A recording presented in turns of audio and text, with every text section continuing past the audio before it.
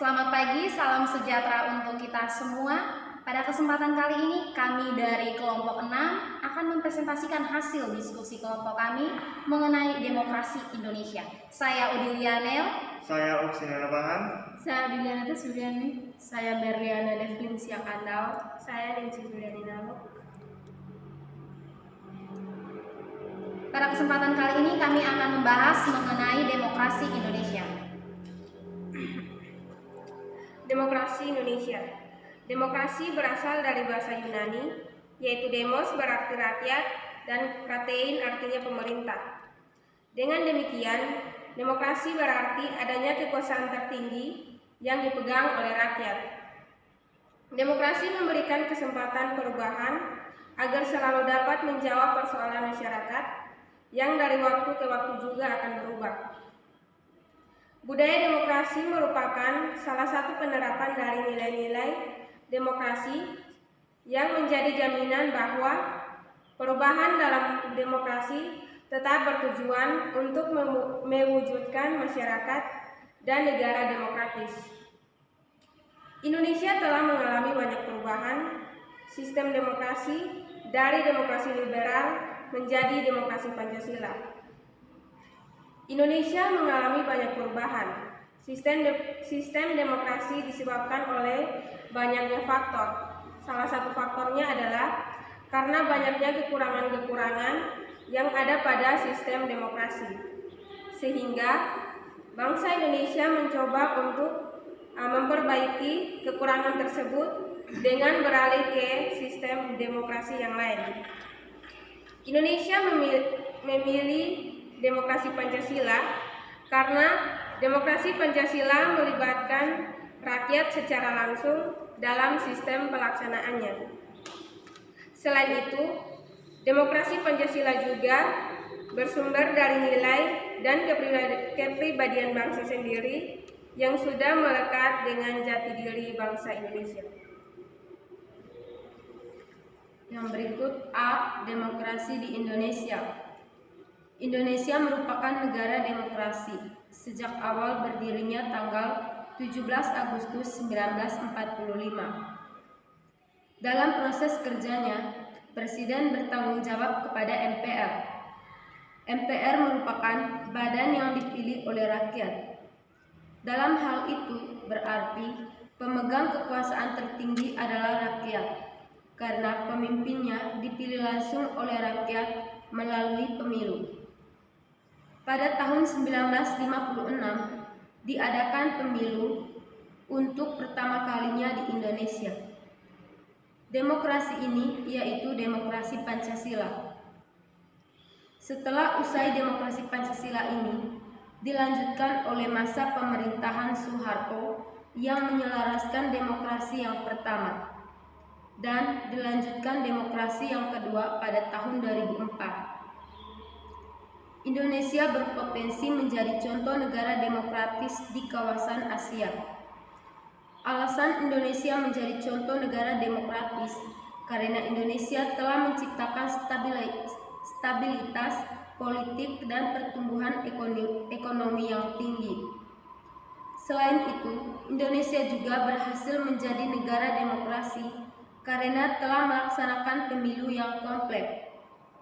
Walaupun demokrasi membawa situasi kacau dan pecahan, seperti contoh pada penggantian 4 kali presiden selama periode 1998 sampai 2000, namun Indonesia dapat mengatasinya.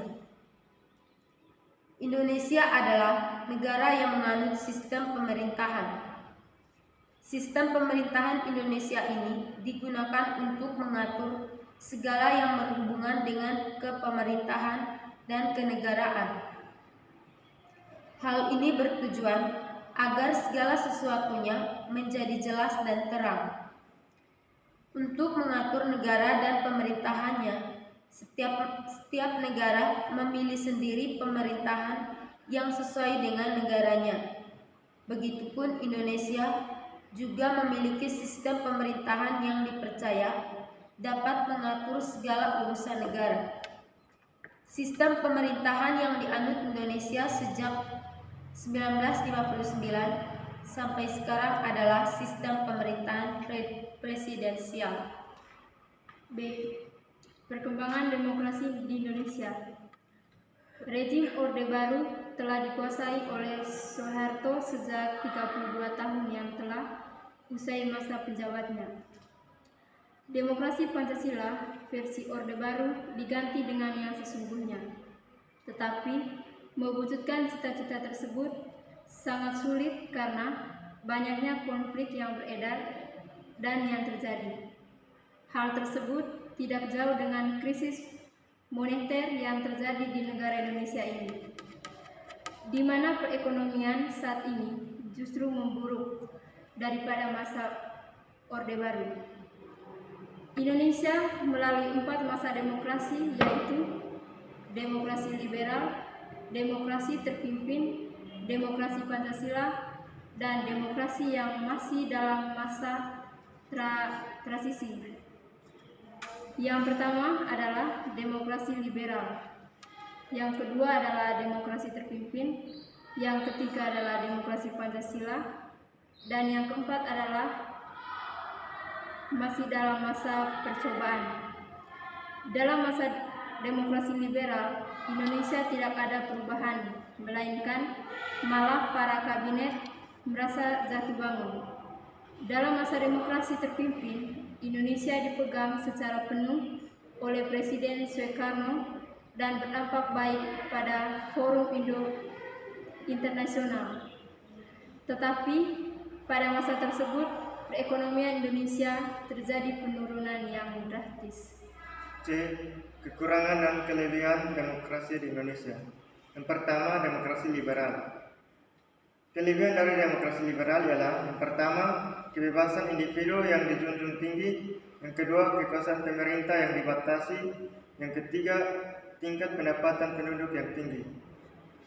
Kekurangan demokrasi liberal ialah yang pertama, tingkat individualisme yang tinggi, yang kedua, besarnya kesenjangan sosial, yang ketiga, banyak terjadi gejolak ekonomi. Yang kedua, demokrasi terpimpin. Kelebihan demokrasi terpimpin ialah yang pertama, mampu membangun integritas nasional, yang kedua, kembalinya Irian Barat, yang ketiga, pelopor non-blok dan pemimpin Asia Afrika, yang keempat, dibentuknya lembaga-lembaga negara. Kekurangan demokrasi terpimpin ialah yang pertama, penataan kehidupan konstitusi tidak berjalan, yang kedua, terjadinya pertentangan ideologi, yang ketiga, kehidupan politis tidak demokratis. Demokrasi Pancasila era Orde Baru, yaitu yang pertama kelebihannya adalah A. Beberapa program untuk kesejahteraan keluarga yang tidak berhasil dilaksanakan pada Orde Lama bila dijalankan pada Orde Baru. B. Tercukupinya kebutuhan pangan. C. Keberhasilan dari pelaksanaan gerakan wajib belajar dan juga gerakan orang tua asuh. Berikut adalah kekurangan dari demokrasi Pancasila Orde Baru. A. Banyak kekayaan yang dipakai untuk pemerintahan kota. B. Kebebasan untuk berpendapat masih jauh di atas kesuksesan. C.